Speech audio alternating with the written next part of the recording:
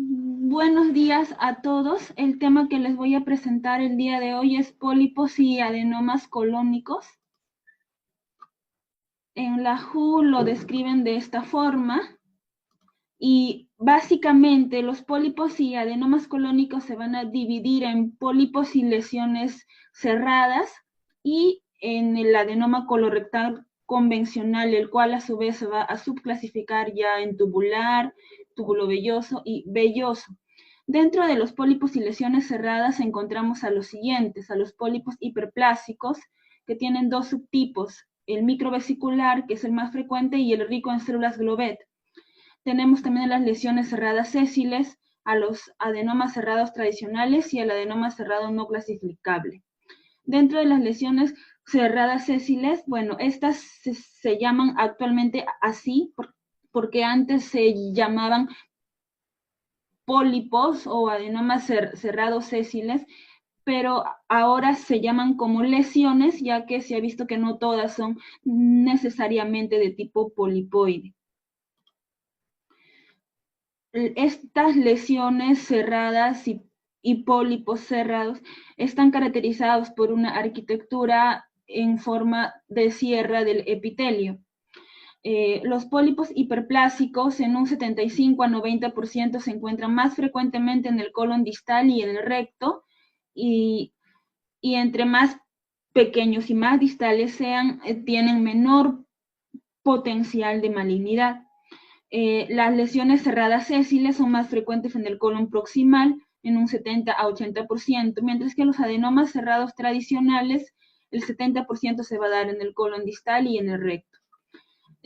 La clínica, la mayoría de ellos suele ser asintomático y son de hallazgo incidental en la endoscopía. Los pólipos hiperplásicos ocupan aproximadamente un 30% de todos los pólipos colorectales. De una mucosa normal, cuando hay algunas veces mutaciones en genes como BRAF o CARRAS, puede originarse este tipo de pólipos. Por ejemplo, cuando hay una mutación en BRAF, se puede dar un pólipo hiperplásico de tipo microvesicular. Asimismo, luego de altos niveles de metilación de unas islas llamadas CPG, que vienen a ser regiones de ADN no metilados, y que van a favorecer la transcripción génica, cuando estos se metilan, lo que va a pasar es que se van a silenciar varios genes supresores tumorales y por tanto se va a desencadenar proliferación anormal de células, y eso, por ejemplo, en este caso nos va a dar origen a una lesión cerrada sésil.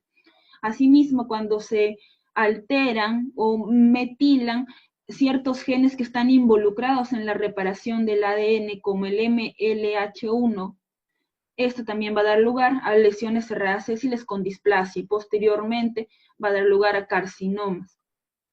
En este caso, cuando hay alteración en estos genes, se habla de un carcinoma de colon con inestabilidad microsatelital, los cuales se han visto que tienen mejor pronóstico que los otros. También cuando hay una mutación en BRAF se puede originar de una mucosa normal un adenoma cerrado tradicional y luego puede dar lugar a una displasia y posteriormente también a un cáncer, en este caso sin inestabilidad microsatelital, en cuyo caso va a ser de peor pronóstico. También tenemos la vía del gen CARRAS, en el cual la mucosa normal se puede convertir en un pólipo hiperplásico rico en células de Glovet. Aquí el fenotipo metilador de isla CPG es bajo generalmente y va a evolucionar al adenoma cerrado tradicional en algunos casos, y posteriormente puede evolucionar también a displasia y luego a cáncer. En resumen, entonces, el BRAF suele mutarse en el pólipo hiperplásico de tipo microvesicular, en las lesiones cerradas sésiles y también en el adenoma cerrado tradicional. El CARRAS, en cambio, suele estar mutado para la génesis del pólipo hiperplásico rico en células de Glovet. Y también se ha visto en el adenoma cerrado tradicional. El 10% de estos adenomas cerrado tradicional no suelen tener mutación en ninguno de estos genes. Y estos genes son mutuamente excluyentes, ¿no? Cuando uno de ellos está mutado. Quiere decir que si uno está mutado, el otro usualmente no lo está. El 30% de los carcinomas colorectales se van a originar por esta vía de carcinogénesis llamada vía cerrada. Entonces aquí vemos un cuadro resumen, ¿no? De en qué casos está mutado el BRAF, el CARRAS y esta metilación de CPG que suele estar con más altos índices de frecuencia en los casos en donde hay displasia. Las mutaciones de BRAF se encuentran en varios carcinomas, en 5 a 15% de todos ellos, y se ven casi exclusivamente en tumores esporádicos y está asociado, como hemos visto, con inestabilidad microsatelital y por tanto con un pronóstico mejor que otros cánceres. Mientras que la mutación de CARRAS más bien se ha visto asociada a resistencia, tratamiento con anticuerpos anti-EGFR que se utilizan algunas veces en el tratamiento, como el cetuximab y panitumumab.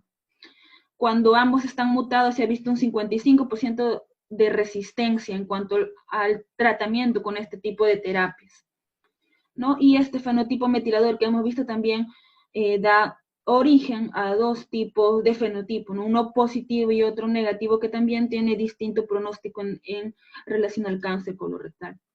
Endoscópicamente se puede ver al pólipo hiperplásico microvesicular de esta forma, discreto, pequeño, generalmente menos de 5 milímetros, elevado, con márgenes bien definidos, a diferencia de la lesión cerrada sésil, que suele verse pobremente definida y suele ser más grande.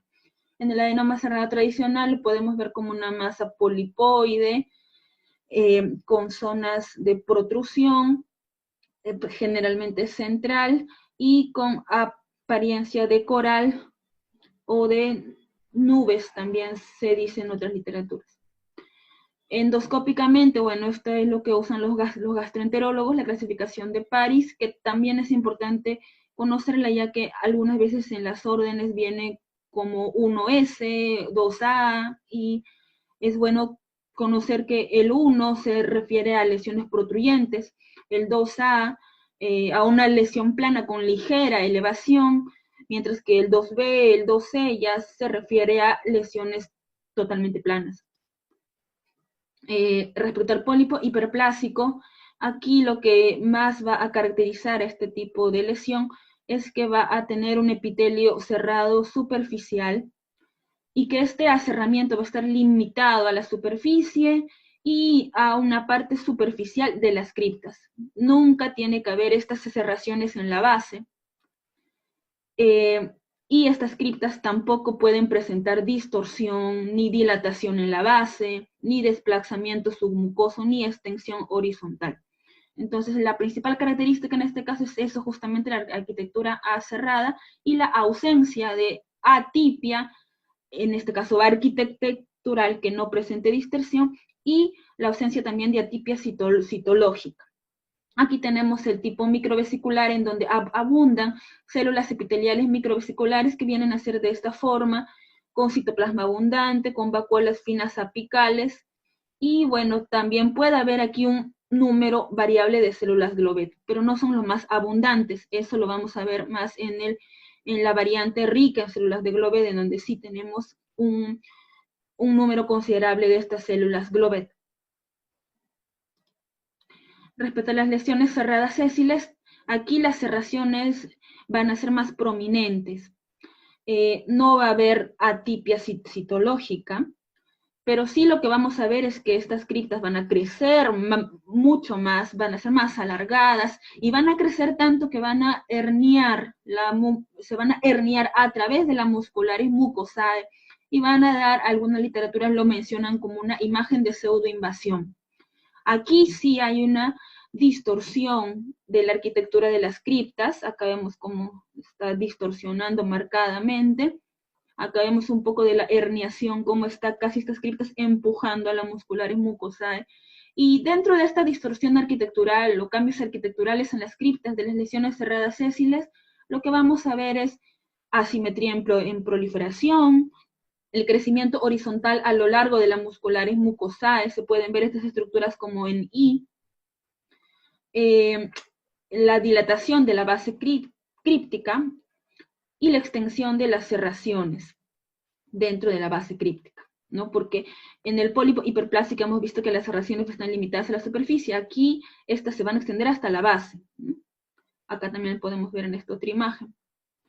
Y en la WHO más reciente nos mencionan que basta una de estas 4 características para decir que estamos ante una cripta distorsionada arquitecturalmente, y basta una o más criptas distorsionadas para el diagnóstico de esta entidad. La distorsión tiene que ser clara y no dudosa, ¿no? También la lesión cerrada sésil puede presentar displasia, ya hemos visto por las mutaciones que pueden haber.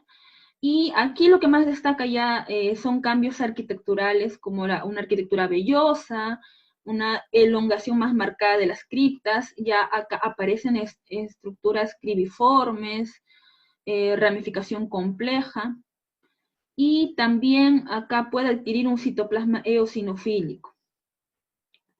Pero principalmente aquí lo que vamos a ver es todas esas características de displasia, ¿no? Como agrandamiento celular, el pleomorfismo, las figuras mitóticas y la pérdida significativa de polaridad celular. El adenoma cerrado tradicional es la otra lesión cerrada que tenemos en el colon, y aquí lo que vamos a ver es principalmente 2 características clave, que son las cerraciones en forma de hendidura. Acá podemos ver un poco de ello, acá también. Y las células columnares altas, con citoplasma eosinofílico también abundante, con núcleos alargados, pseudoestratificación, y no suele haber actividad mitótica. También otra característica importante es la formación de criptas ectópicas, que vienen a ser como brotes epiteliales no anclados a las musculares mucosae y que se encuentran a lo largo de ambos lados de las proyecciones vellosas. Aquí podemos ver algunas de ellas. Y también suelen adquirir este aspecto estrellado. Este lumen estrellado a su vez va a estar rodeado por células displásicas.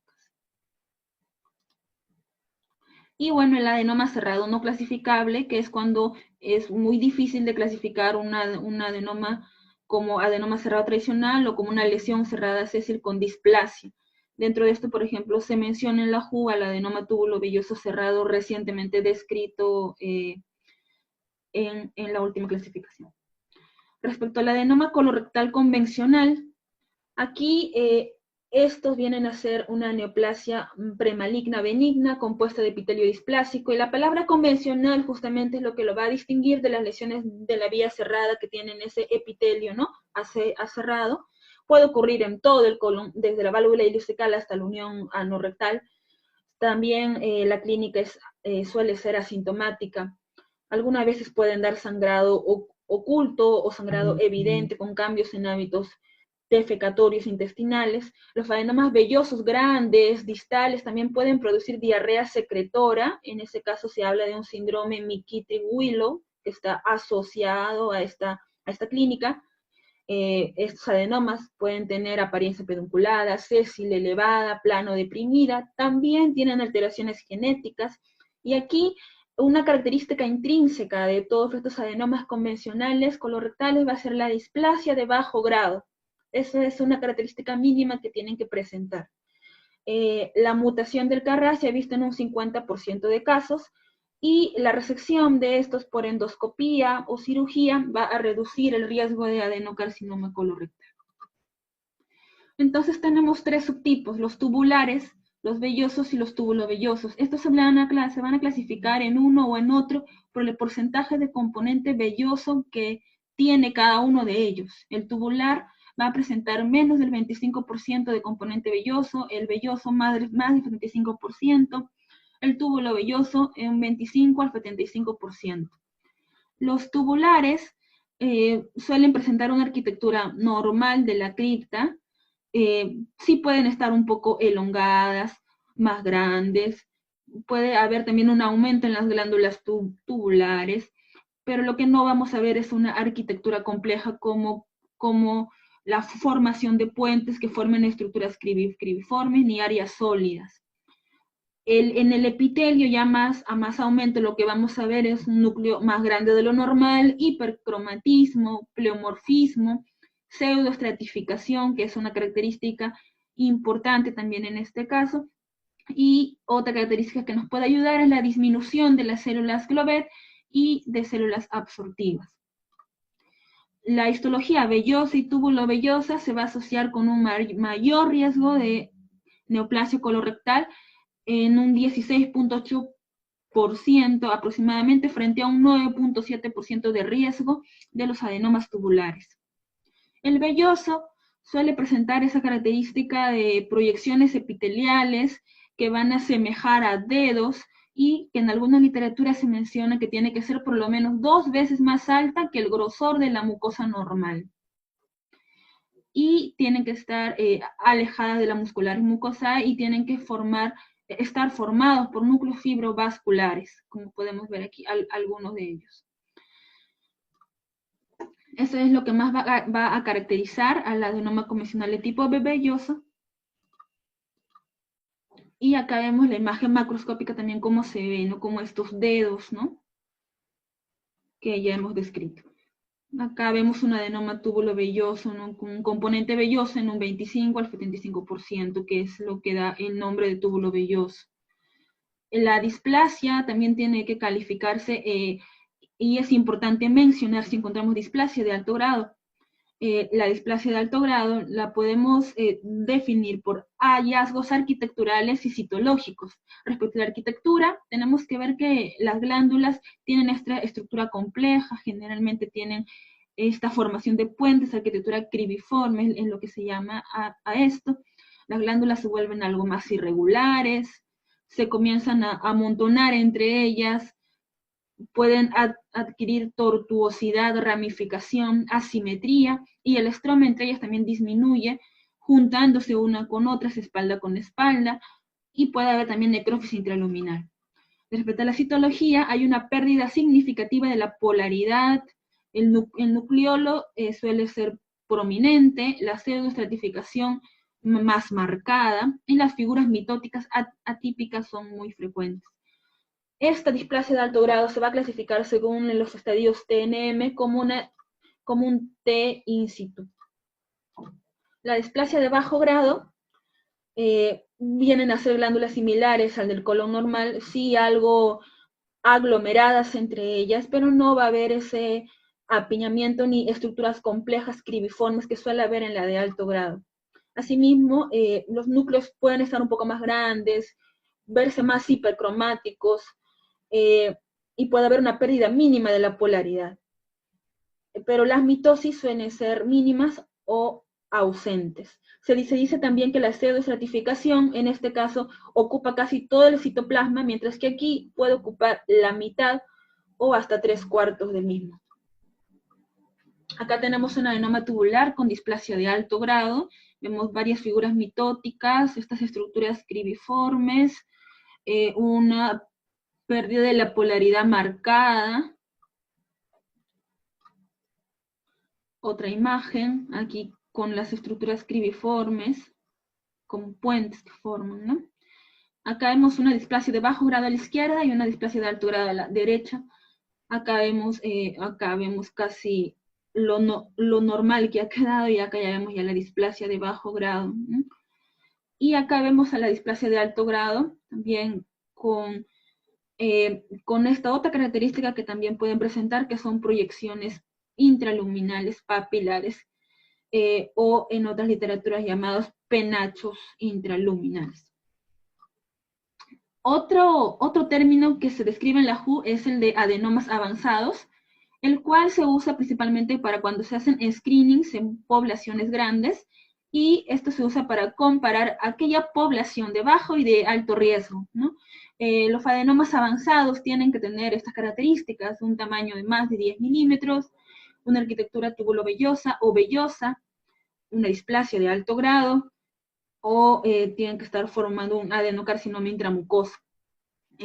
Todas estas características entonces me va a permitir decir que este paciente es de mayor riesgo, ¿no? Y se dice que la resección de estos adenomas avanzados o de mayor riesgo va a tener el mayor efecto en la prevención del cáncer.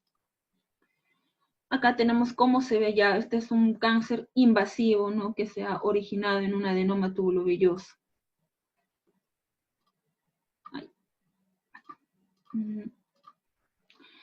Hay también subtipos raros de los adenomas convencionales, dentro de los cuales el más frecuente de estos son el rico en células de Panet, pero también tenemos otros como la metaplasia escamosa, células claras, y en esta imagen lo podemos ver más claramente, metaplasia escamosa, células claras, y la metaplasia células de Panet, que dentro de la rareza de estos subtipos es el más frecuente. Acá tenemos también un adenoma velloso con cambio sinofílico, que es otra variante también muy rara, pero en este caso este cambio sinofílico suele verse focalmente, ¿no? A diferencia del adenoma cerrado tradicional, que hemos visto que dentro de sus características clave era justamente esas células con citoplasma eosinofílico, en ese caso es más difuso, mientras que en este caso suele ser focal, y es mucho más raro, ¿no? Respecto a algunos conceptos que nos menciona el Colegio Americano de Patólogos, podemos mencionar que los adenomas colorectales que contienen un adenocarcinoma invasivo que se extiende a través de la muscularis mucosae hacia la submucosa, se les llama pólipos malignos, ¿no? En este caso están en el estadio T1. Y este término de pólipos malignos abarca todos los casos en que la cabeza del pólipo ha sido reemplazada por carcinoma y adenomas con malignidad focal. Pero esta definición de pólipos malignos no incluye a los adenomas con displasia de alto grado o carcinoma intramucoso, porque estos poseen un potencial biológico insignificante para la metástasis. Los pólipos malignos extirpados, a su vez requiere que se estudien otras características histológicas importantes. Uno de ellos es el grado histológico, ya que cuando es de alto grado va a haber mucho más riesgo de recidiva y de metástasis en los linfáticos. Asimismo, el estado del margen de resección. El tumor, lo ideal es que esté a más de 1 milímetro, pero cuando está a menos o igual a 1 milímetro del margen de resección, hay un alto riesgo de metástasis o recidiva. Y también cuando hay una invasión linfovascular o venosa, también hay un alto riesgo. Estos pólipos malignos a su vez se pueden estadificar según los niveles de Hagrid y de Kikuchi. Los niveles de Kikuchi es para los pólipos malignos planos y sésiles. Y se subdivide en SM1 cuando invade el tercio superior de la submucosa, en SM2 cuando invade hasta el tercio medio, y en SM3 cuando invade todo el espesor de la submucosa, sin atravesar, ¿no? Claro, la muscularis propia. Entonces, para hacer esta clasificación, esta estadificación, se tiene que tener una muscular propia indemne de preferencia, ¿no? Tenemos también a los pólipos pedunculados que se van a estadificar por los niveles de Hagrid. Y aquí tenemos 4 niveles. El primero es cuando el carcinoma se extiende, pero limitándose a la cabeza del pólipo. Cuando ya se extiende hasta el cuello, ya estamos hablando de un nivel 2. En el nivel 3 ya se extendió hasta el tallo, y en el nivel 4 se extiende este carcinoma más allá del tallo. Pero siempre todo en la submucosa, ¿no? Esto es importante también para el tratamiento, porque se dice que los niveles 1, 2 y 3 se resecan muy bien por tratamiento endoscópico y tienen poca recidiva, mientras que el nivel 4 sí se necesita un tratamiento un poco más agresivo. Cuando no tenemos indemne, una muscular propia, no nos permite hacer esta estadificación, entonces nos podemos basar en la invasión submucosa, que cuando es más de 1 milímetro ha sido reconocida como un factor pronóstico adverso. Mientras que en su contraparte una profundidad de invasión menor de 1 milímetro es un buen marcador para dar a este paciente un manejo conservador después de una resección endoscópica. Asimismo, el Colegio Americano de Patólogos nos menciona que el adenocarcinoma colónico puede surgir en cualquiera de todas las entidades que hemos visto, y se cree que los adenocarcinomas cerrados están relacionados principalmente con los adenomas cerrados tradicionales. Y estos suelen tener un curso más agresivo que el adenocarcinoma convencional. Y sí, finalmente los pólipos miscelánea, que no se describen en la WHO, pero que se describen en algunos artículos realizados por doctores del Hospital Carrión, y describen, por ejemplo, al pólipo amartomatoso, que también es un pólipo benigno, sin riesgo de malignización, y que se suele asociar al síndrome de Peutz-Jeghers. El pólipo inflamatorio, o llamado también pseudopólipo inflamatorio, en sí es un pseudopólipo y este puede, por ejemplo, verse en colitis crónica de larga duración, como la colitis ulcerativa. Y los pólipos asociados a prolapso, que pueden verse como fibras musculares lisas que crecen verticalmente, disponiéndose paralelamente entre una y otra cripta. Y eso es lo que va a estar más característico y lo que nos va a dar el diagnóstico en este tipo de pólipo, ¿no? Eso es todo. Gracias por su atención.